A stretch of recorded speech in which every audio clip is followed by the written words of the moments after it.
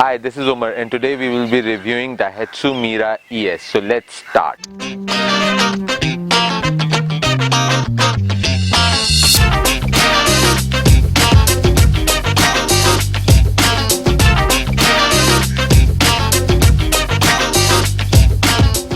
This review I would like to dedicate to a viewer named Faisal Rashid. He's from Lahore and he's the one who emailed me requesting me to review a Daihatsu Mira ES. I would like to dedicate this review to Faisal. I hope this review comes up to your expectations.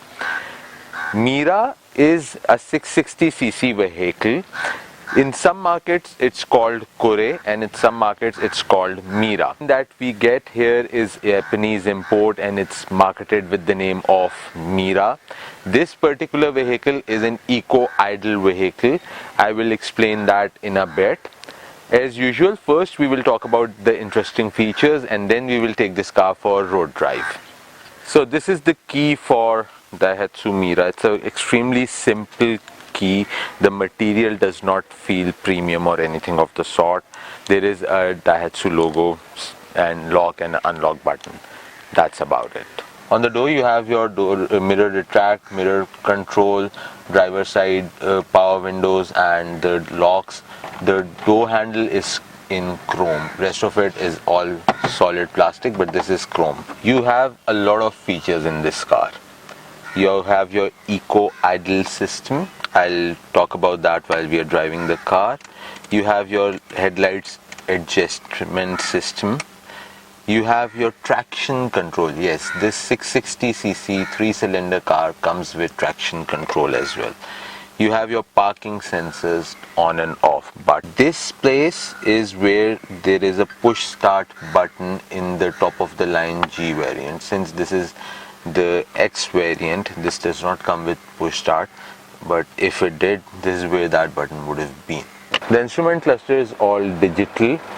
Over here you have your fuel gauge, the gear thing, then trip A, trip B, your average and your idle stop timer, your odometer, your eco idle is turned on, that you can check from here, and your odometer again. Now this is your range. As with this tank the car can go for another 263 kilometers. Mile per liter. When you're driving it will show you the overall average, the temperature outside the car. These blue lines are blue when you're driving with a lighter with a normal foot, and they turn green when you're driving with a normal acceleration mode. I'll show that while I'm driving the car. In the center you have your normal radio, which is a very standard basic one.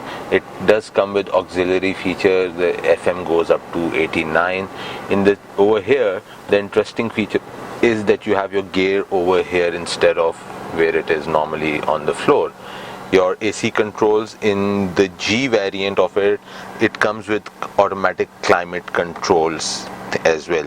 Over here you have a little bit of storage space. Then you have your 2 cup holders over here. This is one interesting feature in this car, that your fuel tank door opens from here. It is not in the normal place. It's right next to the handbrake. You have your fuel tank button, and over here another cup holder. In the sun visor you have one vanity mirror and a card holder.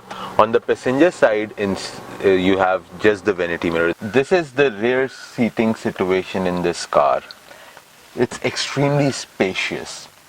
The front seat is reclined all the way at the back, and I have a lot of leg room, which is a good surprise because you don't get this kind of legroom in any other hatchback of this size.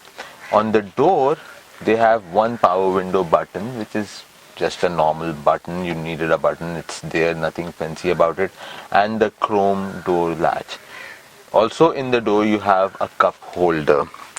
If I talk about the seating space over here, 2 adults can fit in here, but not 3 adults or even I think if there are two adults with a child, even that would be a tight fit.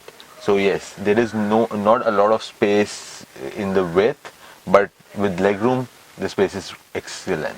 So just like a lot of other Japanese cars, in order to open the trunk, the only way to do that is the car has to be unlocked. So you unlock the car and you open the trunk. Now the trunk space is really small because all the space concentration has been given to the interior where people are sitting. That passenger area has the maximum space. So the trunk space is what is compromised. If I say it's approximately 1/4 to 2 feet the width of the trunk. There is no spare wheel in this car, and over here you have a car jack, a tire inflation pump, and you get the silicone gel to fill the tire if it has some puncture. These are all the interesting features of Mira ES. Now let's take the car for a road drive and see how it drives. Alright, so now we are driving the Daihatsu Mira ES. Mira is offered with different brand names in different markets. The same car, Mira ES, is offered with Subaru Pleo, Toyota Pixis and Daihatsu Mira ES. There are 3 companies that are manufacturing this car and with 3 different brand names. All the 3 cars are exactly the same. They are offered by 3 different manufacturers, thus 3 different brand names, but the car is exactly same. The only difference is of the badge. The car comes in different variants. This one is the middle one, which is X. It comes with alloy rims, 14-inch alloy rims, and it also has a lot of goodies. The top of the line G variant also has climate control, air conditioning, and the button start and turn off feature. And there is a basic one which only gives you the eco idle. Now what is eco idle? In the link, if you want, you can read an article that I have written about this whole mild hybrid technology. I won't get into the details of that.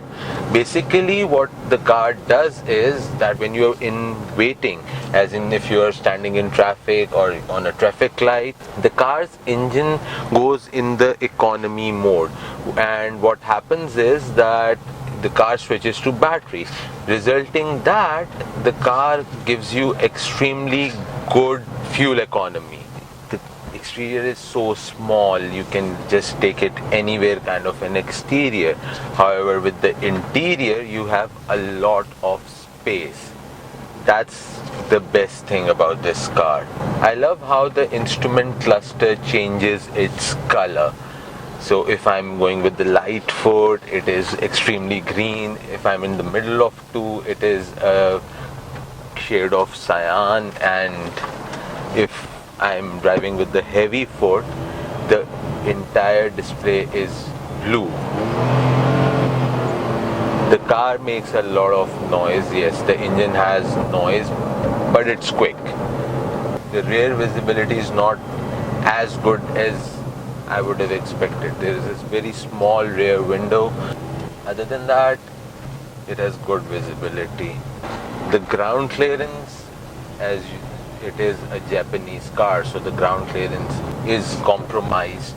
It has electronic power steering, because of which the handling is extremely smooth. The steering is really light.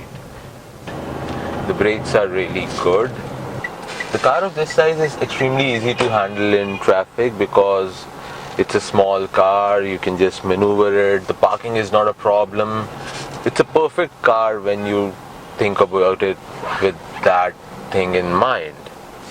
I wish I could show you, like when the car is at a complete stop, the engine stops. Let's see if, I don't know if you'll be able to hear it. So I've parked the car and the car has gone on battery. There is an eco idle timer running that is showing how long it has been on battery. Now after a certain time the car moves back to petrol. That's all about our review for Daihatsu Mira ES. To subscribe to the channel, please click here, and if you like to watch more videos, you can click here. Please comment what you think about this video. Please like the video and share it. Till next time, bye.